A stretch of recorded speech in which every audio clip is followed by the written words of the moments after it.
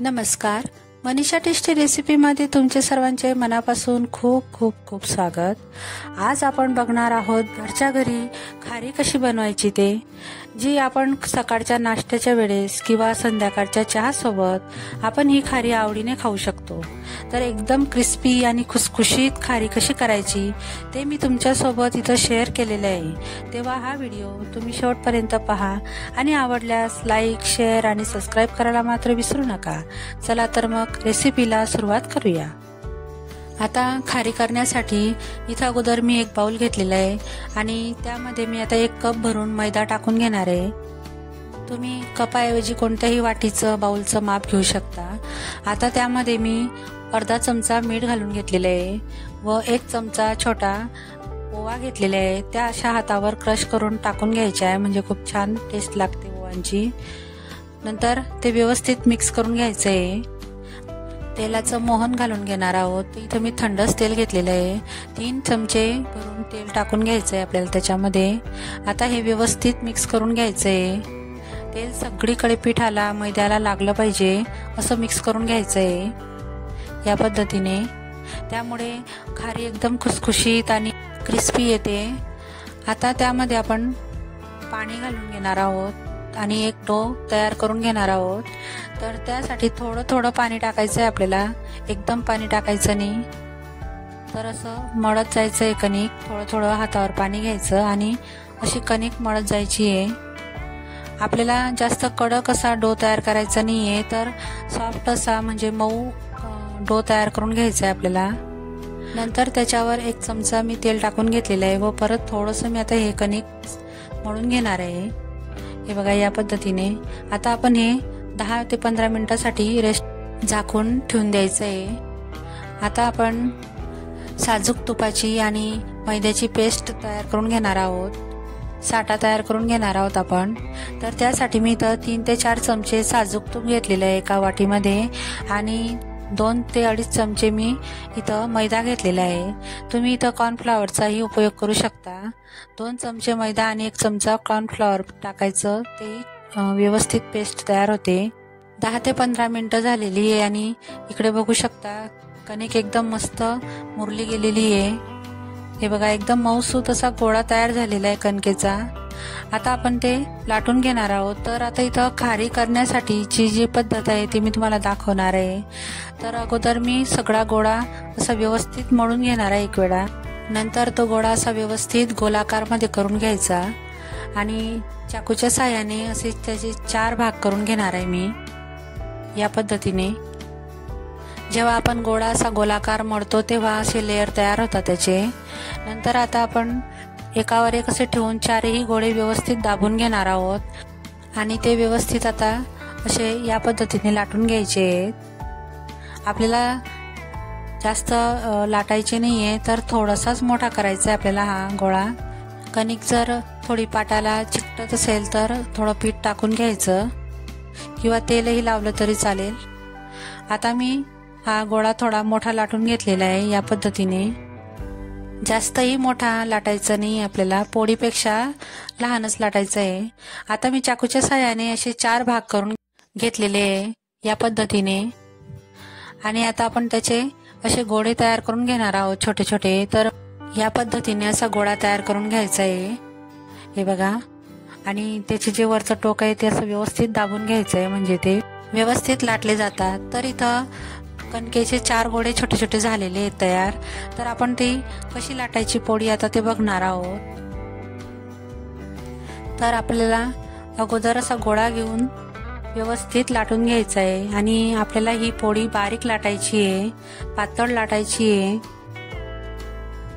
गोळा जर असा पाटाला चिकटत असेल तर थोडंसं मैदा टाकून घ्यायचा किंवा पीठ टाकून घ्यायचं आणि एकदम बारीक पोळी व्यवस्थित लाटून घ्यायची।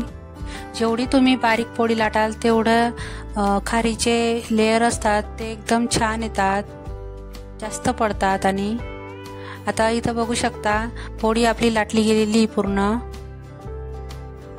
आणि मी तुम्हाला आता पोळी दाखवते। हे बघा, हातावर घेतल्यानंतर असा तळ हात आपला पोळीमधनं दिसला पाहिजे, एवढी बारीक पोळी आपल्याला लाटून घ्यायची आहे। आता याच पद्धतीने मी दुसरी पोळी ही लाटून घेणार आहे। तर अगदी बारीक जेवढी लाटता येईल तेवढी बारीक लाटायची, म्हणजे लेअर खूप छान पडतात। आणि ही पोळी सुद्धा मी त्याच पद्धतीने लाटून घेतलेली आहे आणि बारीक लाटून घेतलेली आहे। तर हिलाही मी बाजूला ठेवून घेणार आहे आणि याच पद्धतीने आता बाकीच्या पोळ्याही लाटून घेणार आहे। तर एक पोळी इथं पाटावर घेऊन मी असं त्यावर साठा आपण तयार केलेला होता तो टाकून घेते आणि तो व्यवस्थित लावून घ्यायचा आहे सगळीकडे। जेवढा साठा व्यवस्थित लावाल तेवढे लेअर एकदम छान मोकळे होतात आणि खारी मस्त फुलते तेलामध्ये। तर आता हा साठा लावून झालेला आहे, त्यावर मी आता थोडंसं मैदा टाकून घेतलेला आहे, म्हणजे लेअर फार छान पडतात। आता त्यावर दुसरी शीट आपण तयार केलेली होती पोळीची ती ठेवून घेतलेली आहे व त्यावरही मी याच पद्धतीने साठा टाकून घेणार आहे मैद्याचा। व्यवस्थित सगळीकडे असा साठा लावून घ्यायचा आहे, पसरवून घ्यायचा आहे, म्हणजे खारी करताना एकदम व्यवस्थित अशी फुलते ती। आता परत त्यावर मी थोडासा मैदा टाकून घेणार आहे। हे बघा असं सगळीकडे टाकून घ्यायचं, म्हणजे लेअर फार छान पडतात खारीचे। आता एका बाजूने पोळीची शीट अशी दुमडून घ्यायची आहे आणि त्यावर असा मैद्याचा साठा लावून घ्यायचा आहे। नंतर त्यावर थोडंसं मैदा आपण टाकून घ्यायचा आहे असा वरतून, हे बघा या पद्धतीने। नंतर दुसऱ्या बाजूची जी शीट आहे ती त्यावर दुमडून घ्यायची आहे, म्हणजे एकमेकांवर अशी ही घडी घालून घ्यायची आहे। आता नंतर त्यावरही मी थोडासा साठा लावून घेणार आहे मैद्याचा आणि व्यवस्थित पसरवून घेणार आहे। नंतर त्यावरही मी मैदा टाकून घेणार आहे। नंतर उरलेल्या दोन्ही बाजूंच्या शीट असतात, टोक असतात, ते एकमेकांवर दुमडून घ्यायचे आहेत, हे बघा या पद्धतीने, आणि अशी घडी घालून घ्यायची आहे। आता याच पद्धतीने मी दुसरी राहिलेल्या 2 शीटांची घडी घालून घेणार आहे, हे बघा या पद्धतीने अशी फोल्ड करून घ्यायचे। साठाही व्यवस्थित लावायचा आणि मैदाही व्यवस्थित टाकून घ्यायचा त्यावर आणि अशी शीटची घडी करून घ्यायची। आता मी अगोदर पहिली जी शीट तयार केलेली होती तिची घडी करून घेतलेली होती ती लाटून घेणार आहे। तर चौकटी शेपमध्येच मी ही शीट लाटून घेणार आहे, हे बघा या पद्धतीने। आपल्याला ही शीट जास्त बारीक लाटायची नाही, तर जाड सरस ठेवायची आहे। आयताकृती किंवा चौकटी आकारामध्ये ही शीट लाटून घ्यायची आहे, हे बघा। आता मी व्यवस्थित लाटून घेतलेली आहे, मी जास्त बारीक लाटलेली नाहीये। आता ही व्यवस्थित लाटून झालेली आहे आणि तिचे आपण आता कट करून घेणार आहोत। तर मी इथं चाकूच्या साहाय्याने खारी ज्या आकाराची असते त्या आकारामध्ये हे कट करून घेणार आहे, हे बघू शकता तुम्ही। आयताकृती किंवा चौकटी आकारामध्ये कट करून घ्यायचे। तर मी इथं चौकटी आकारामध्ये शेप कापून घेते। एक्स्ट्राचा जो कडेकडचा भाग होता तो मी काढून घेतलेला आहे।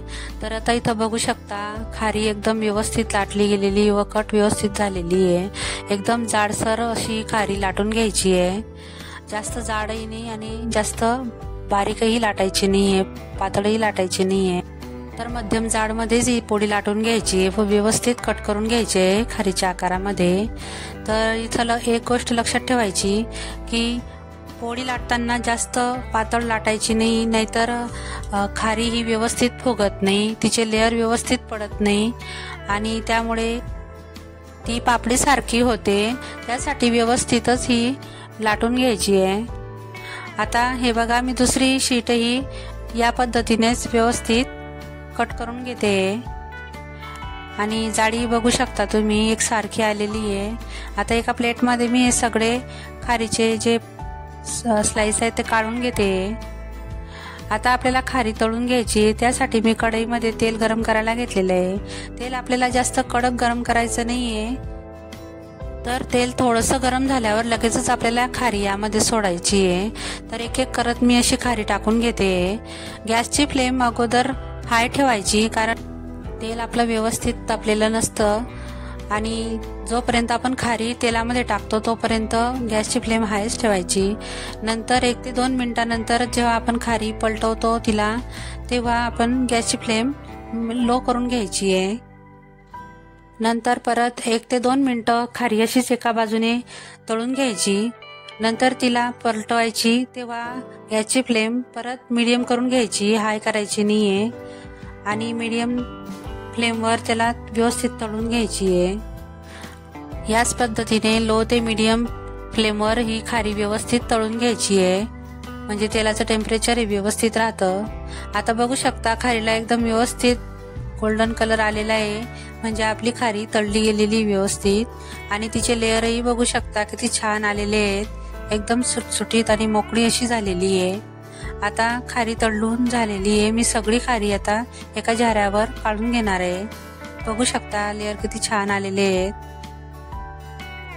आता व्यवस्थित हे तेल नितरवून घ्यायचं आहे आपल्याला आणि याच पद्धतीने मी उरलेली खारी तळून घेणार आहे। आता मी ही एका प्लेटमध्ये सर्व करून घेणार आहे।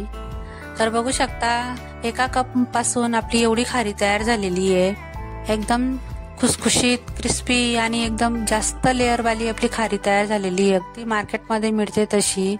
तुम्ही एक वेळा नक्की ट्राय करून बघा। मी तुम्हाला एक खारी तोडून दाखवते। हे बघा, या पद्धतीने किती छान आणि एकदम लेअर आलेले तिला आणि एकदम क्रिस्पी अशी खारी तयार झालेली आहे। हे बघा, तुम्ही ही खारी सकाळच्या नाश्त्यासोबत किंवा संध्याकाळच्या चहासोबत ही खाऊ शकता, खूप छान लागते आणि 10 ते 12 दिवस ही तुम्ही स्टोर करून ठेवू शकता। तुम्ही एक वेळा नक्की ट्राय करून बघा आणि मला कमेंट करून नक्की सांगा।